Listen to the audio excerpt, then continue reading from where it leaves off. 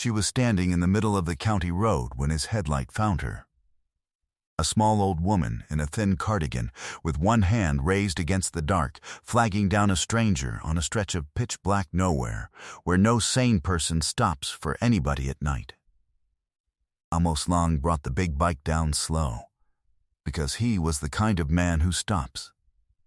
And he put his boot down on the cold asphalt beside her and asked if she was all right, expecting a flat tire or a dead battery or a cat up a tree. That was not what she told him. She stood there shivering in his headlight, 82 years old, working up the nerve, and then the truth came out of her in the dark, the way the truest things only ever come out in the dark, quiet and shaking and impossible to take back. And what that old woman told a lone biker on a dark Iowa road that cold night was the thing that, within a week, would bring an entire chapter of motorcycles thundering up the long gravel drive to her farmhouse door, and would change the way that whole brotherhood understood what they were even for. She thought she'd flagged down a stranger. She'd flagged down the answer to the only prayer she had left. The road ran straight and empty through flat black farmland in the dead middle of nowhere, Iowa. The kind of county road that connects one small dying town to another with nothing but corn stubble and dark between them. It was late October and cold, the first hard cold of the year. The stars enormous and indifferent overhead, not a porch light for 2 miles in either direction. Amos Long rode roads like that one on purpose. At night, alone, because he had nowhere he needed to be and no one waiting up, and because the empty dark of a county road at midnight was easier to be inside of than the empty rooms of his own house. He was 60 years old, a wide, quiet man with a gray beard and a worn cut over a flannel shirt, and he had buried his wife of 34 years 2 springs back, and not yet figured out how to live in the silence she'd left behind. Marie had been the talker, the warm one, the one who filled their house with noise and people and the smell of supper. Without her, the rooms had gone so quiet that Amos could hear the clock in the hall from anywhere in the place, and he had come to hate that clock with a passion that frightened him. So he rode.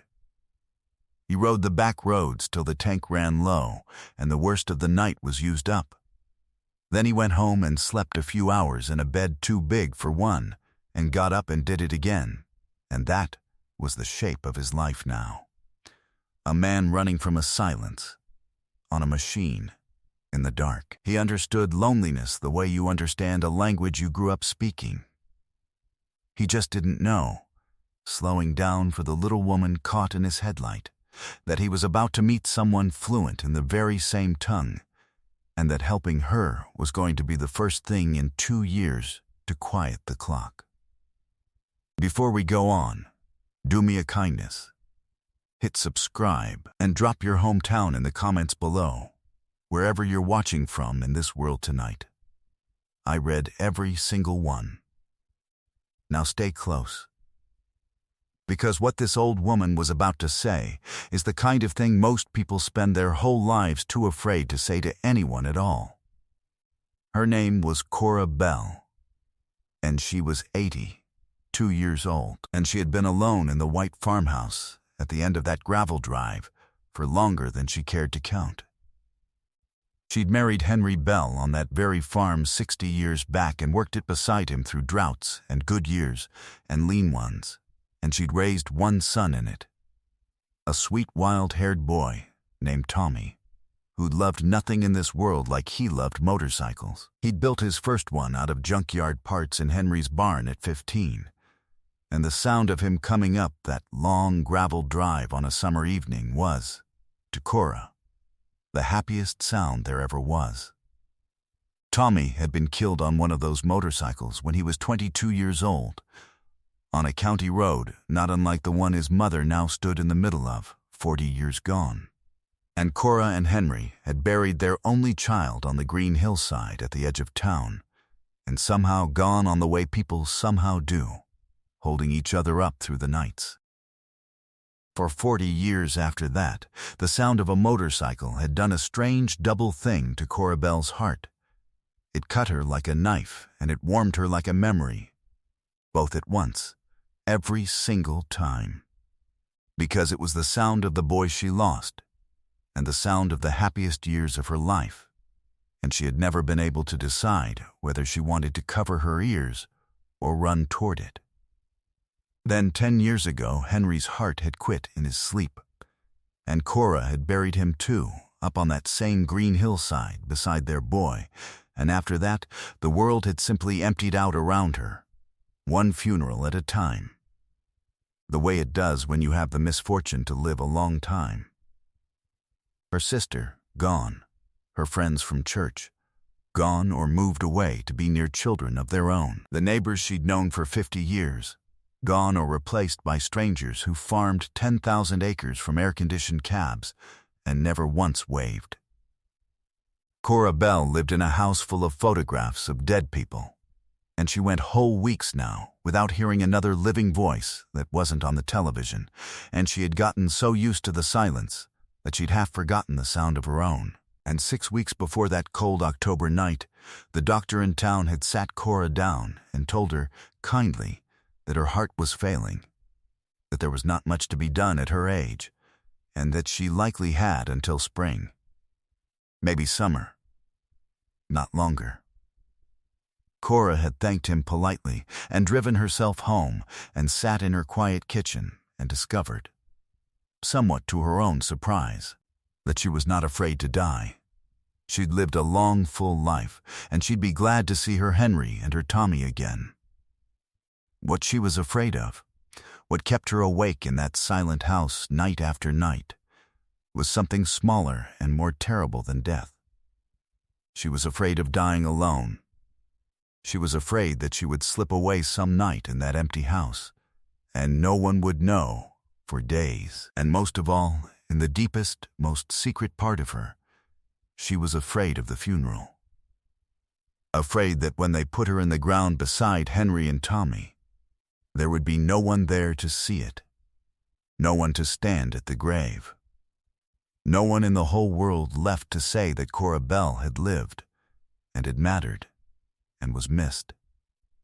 That fear had been eating her alive for 6 weeks, and that was the fear that, on a cold night when she heard a single motorcycle coming up the empty road, a sound that for 40 years had meant her Tommy to her.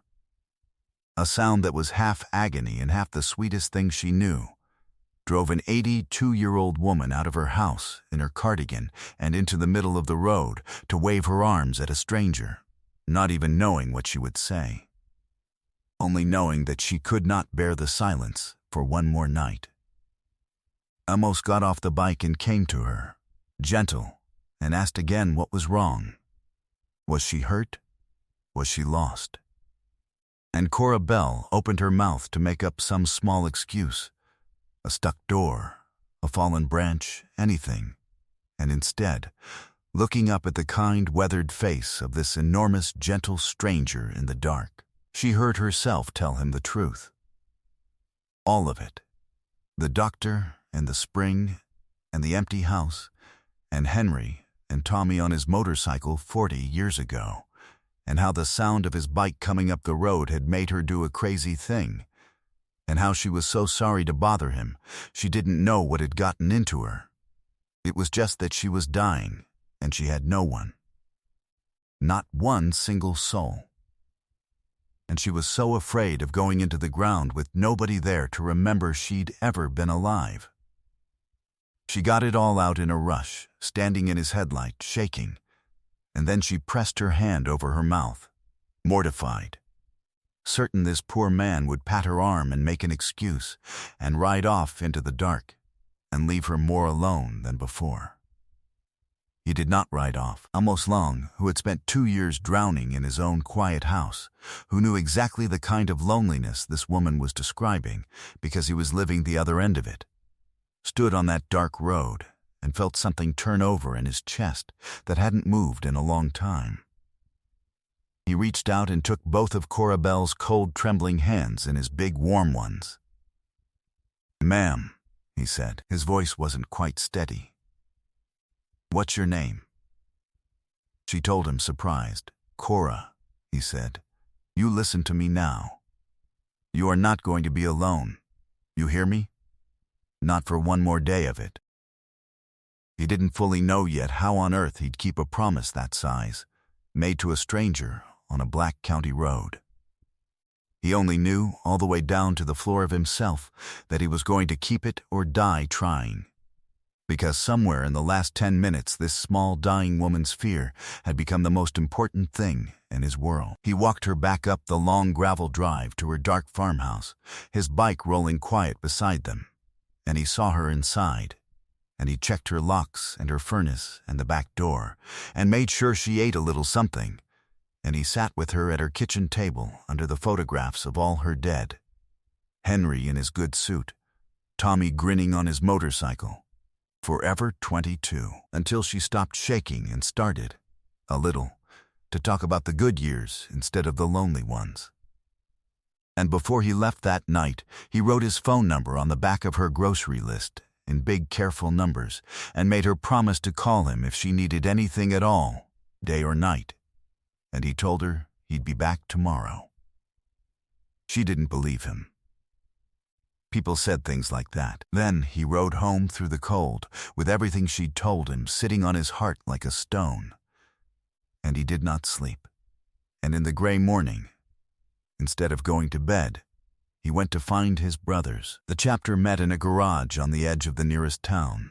3 dozen men who'd ridden together for years, and Amos stood up in front of them and told them about a dying woman on a dark road who was afraid of being buried with no one there to remember her. He didn't make a speech of it. He didn't have to. He told them about Tommy on his motorcycle 40 years ago, and the empty house full of photographs, and the spring the doctor had given her, and the way she'd waved down a stranger in the dark because she couldn't stand the silence one more night.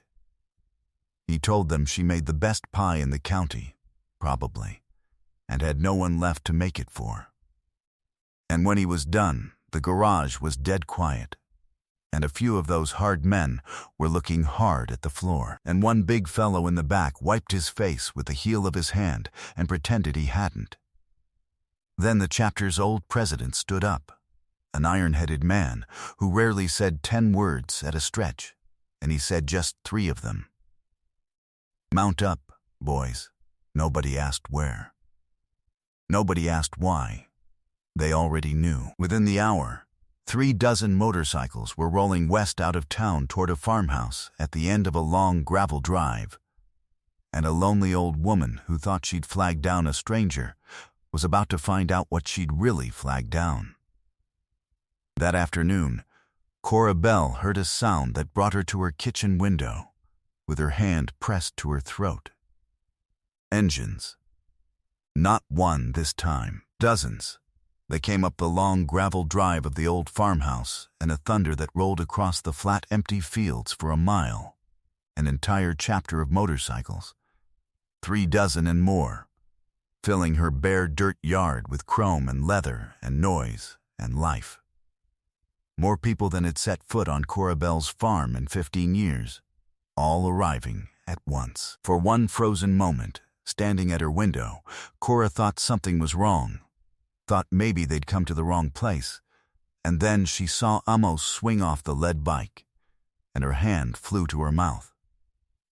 She came out onto her sagging porch in her cardigan, bewildered, certain there'd been some mistake, and Amos came up the steps and took her hand and said, "Cora, I hope it's all right. I brought some people who wanted to meet you."